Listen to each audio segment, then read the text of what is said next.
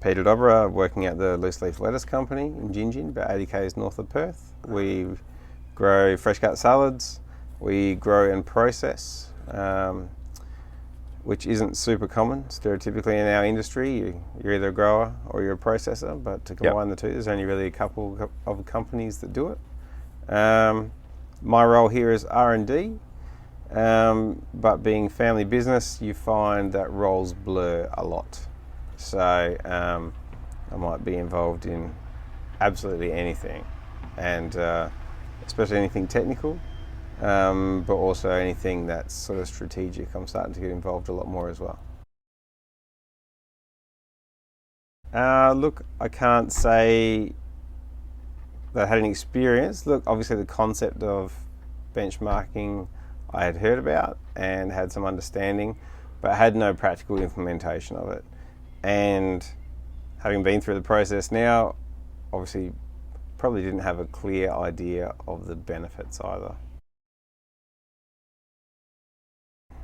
Look, we're quite a forward-thinking company, and we're happy to embrace change, and we're happy to give things a go.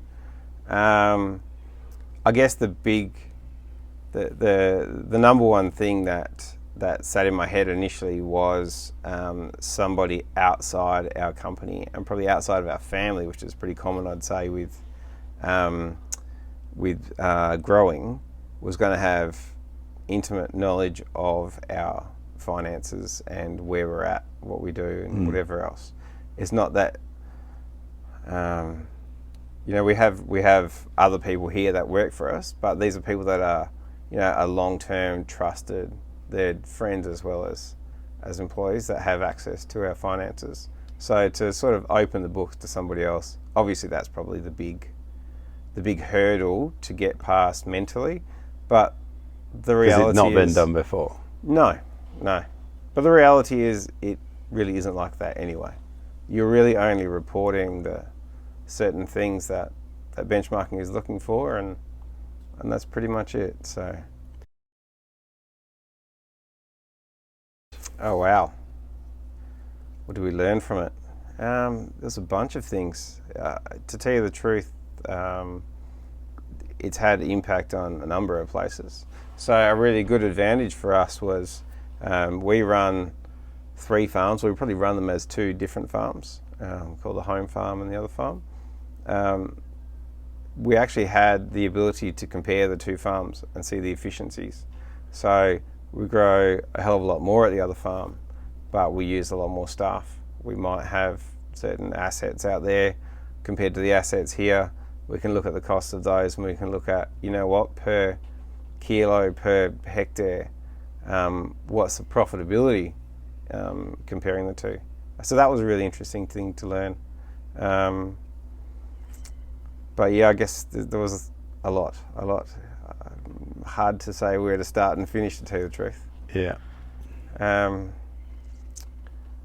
One really good thing, and I've said this quite a few times, is one really good thing is that I think it opened up a lot of conversation, especially being family business, opened up a lot of conversation within the family about where we're going, what we're doing, aspirations. It definitely started a lot of conversations that I've never heard before.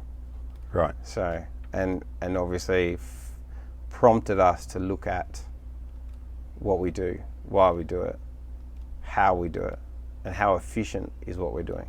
Yeah. And have you made some significant changes since then? We've made definitely significant changes. So I dare say the big things that stick in my mind are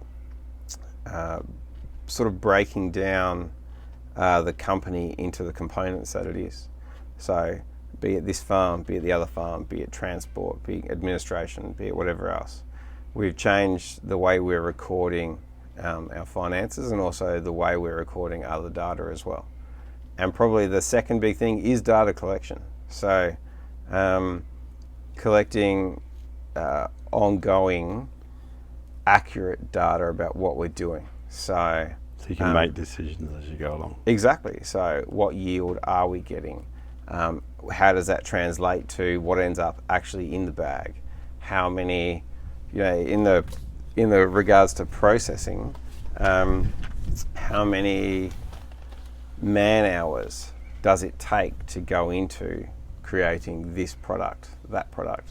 And then the other thing is, so you get a true cost. A true cost, that's right. So the separation of products has been a really big thing. So by breaking down the data capturing into different sections of the company, we can accurately divide the costs over the products that we are doing.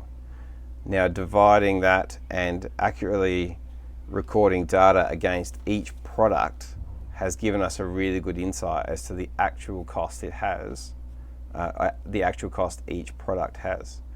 Because how do we know if we're making anything off that product if we don't know the actual cost of that product? There's a hell of a lot of, I think in growing, there's a hell of a lot of doing what we did last year because that's how we do things. Doing what my father or my grandfather did, or mother or grandmother did, because that's how we do things. And you hear, there's something you hear all the time, and that, like quite often you hear a grower say, my fertilizer costs are going up, my spray costs are going up, labour always goes up, but the price I'm getting for my product hasn't changed. And it's bullshit, really. That's really... Why is that? No, like, it's a bullshit situation. Yeah. Because the reality is that is the case. But if you take that on board and you're not measuring those costs against your price that you're getting for your product, and you're actually, if you're not incorporating every cost of your business or everything that's going into creating that product, then you may well be going backwards. And part of the thing that we learned in this process, in this benchmarking, is that one product, there was one product that we were doing that in cases we were going backwards.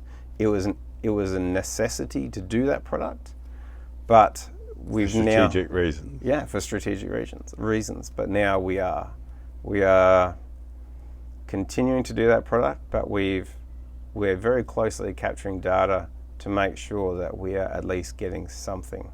Something. Yeah. At the very worst, cost neutral. Correct. Oh, look, absolutely. Obviously, the idea, the what you get from benchmarking is great. You get more knowledge, better decisions. You get better direction for your business. You get all these things where everyone's working. It's been said for many years, you should be working on your business and not in your business. But in this industry, that's difficult to do. So I'd highly recommend it, because even if you take a bit of time to get that data to the benchmarking crew yourself, then that doesn't really take that much time. And then the feedback you get from that and the benefit you get from it is huge. And it forces you, if you're doing this process, then you are spending time working on your business and not in it. And like I say, it's hard sometimes to put the time aside to do that. So this is, I guess, one process that not only helps you or makes you do it, but also gives you a massive return as well. And it's a free service. My favourite price. Your favourite price.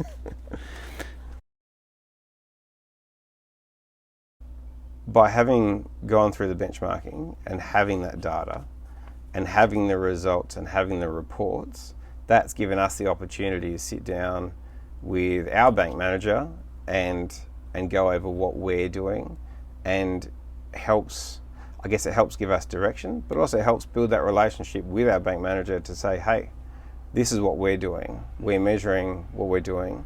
We are making improvements and we're moving ahead. And so I guess that sort of puts us in a better trust and financial position as well. I was going to say, what would be the reaction of your bank manager to that? Oh, it can only be positive, right? Yeah. You're the guy who's lending out money to a company. That company then is turning around saying, we're pushing to be better. We're measuring what we're doing. We're really making efforts towards being as good as we can be. And here is substantial evidence and reporting to show that. How can it be a bad thing?